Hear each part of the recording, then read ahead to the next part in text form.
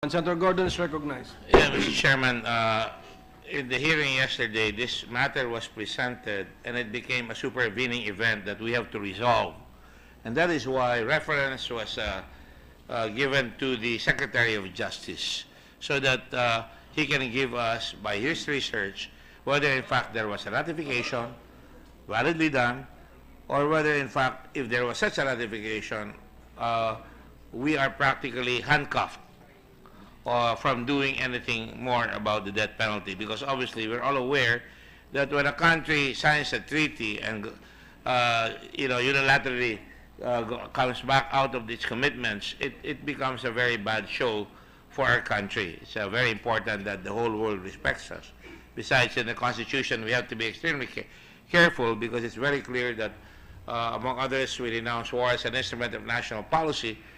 But we adhere to the fact that all international, as part of internationally accepted principles, all matters of treaties and conventions that have been properly ratified. Having said that, Mr. President, we're awaiting that. And while we're at this point, I'd like to stand on a matter briefly of collective privilege. And I believe that in the Senate, we must have a list of all bills or all treaties that have been ratified. That way, it will save us time and possible embarrassment if at any time we have an agreement or we have a hearing, we can draw on the Senate staff to look at ratification. So it really is part of our Congress. As you know, the U.S. Library of Congress does these things so that it will save time for its members to research, because it has all the laws, it has practically all records of the world in there. It becomes a very great source of information. So my position, Mr. President, with all due respect, and I hope the whole Senate will support it, is that in matters involving international agreements or treaties, that the Senate has a ready file that can be given to any member who so desire or who needs it, or in the middle of a committee, we can immediately be informed, so we will not be reliant upon anybody else. So move, Mr. Chairman. Senator Legarda. Very good. Senator Gordon, Mr. President, is absolutely correct.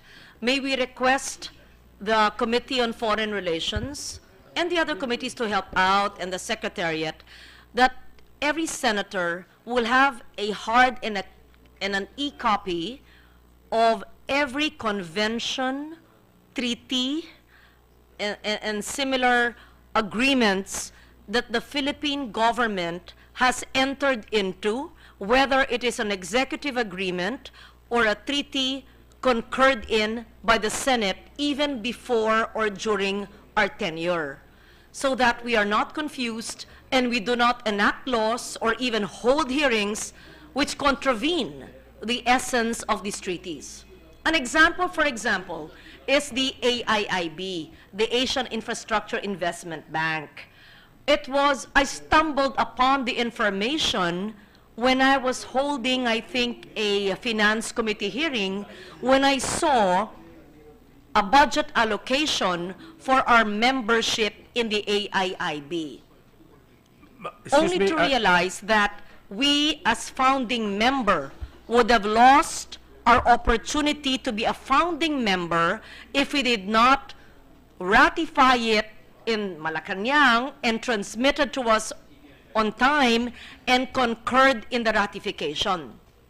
And without trying to pat my back on the shoulder, but maybe I will, I helped shepherd it, and you know that.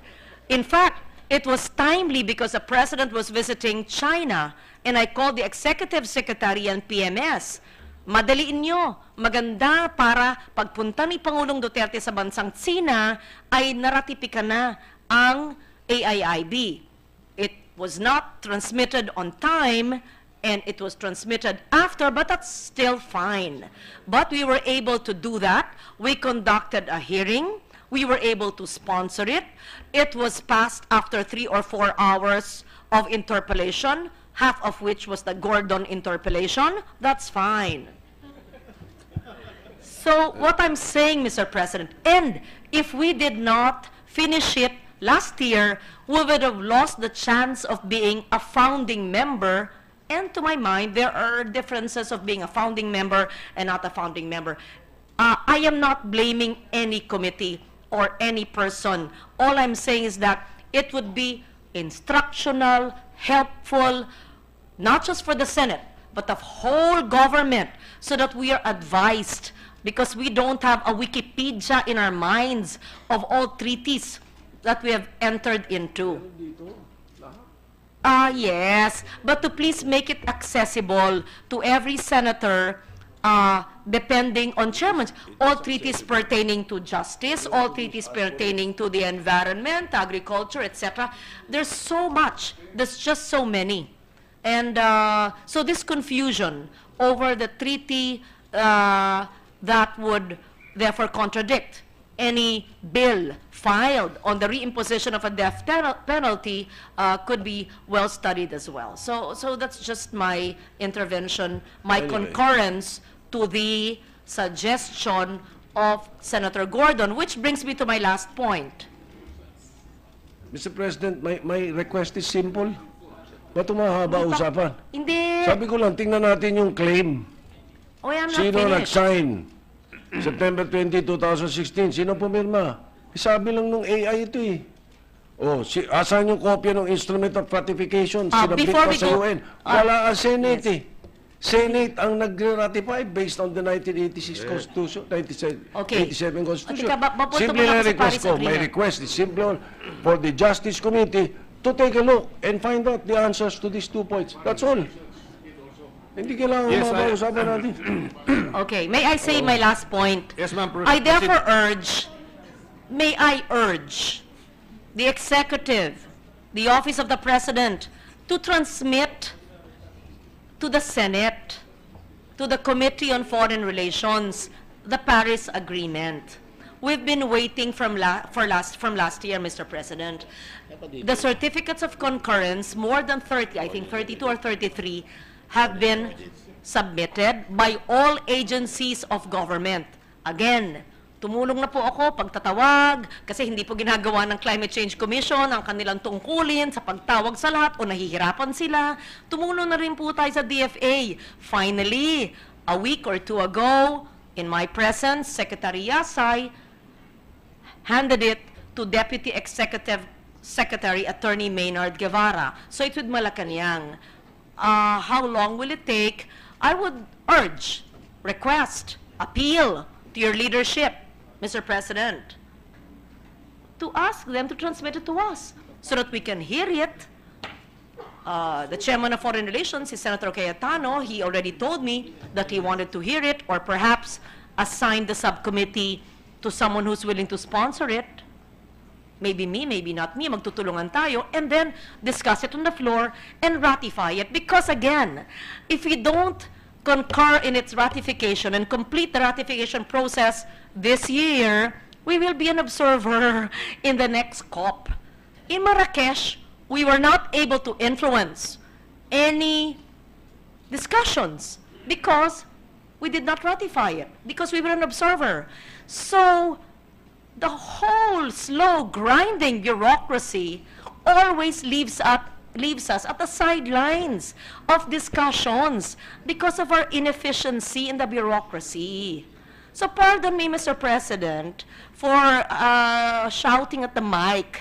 It's just that I'm passionate about these things, and we really need to well oil our bureaucracy and just speedily discuss things. I am certain many of our colleagues would agree with me. Thank you, Mr. President. It's a pleasure, Senator Gordon. Yes, Mr. President, I raised this matter as a matter of collective privilege. I believe it doesn't really have to be done that way.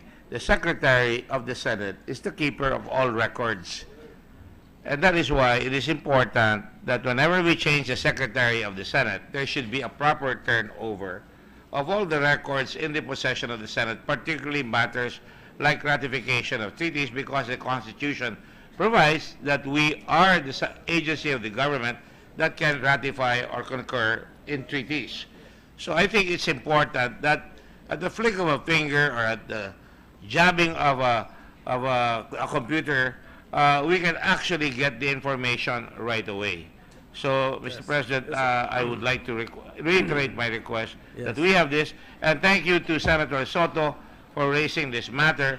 I've already instructed our committee secretary to touch base with the Committee on Justice, and now we will include the Committee on Foreign Affairs. The problem is they may not have those records again because we're not famous for keeping records like the Germans.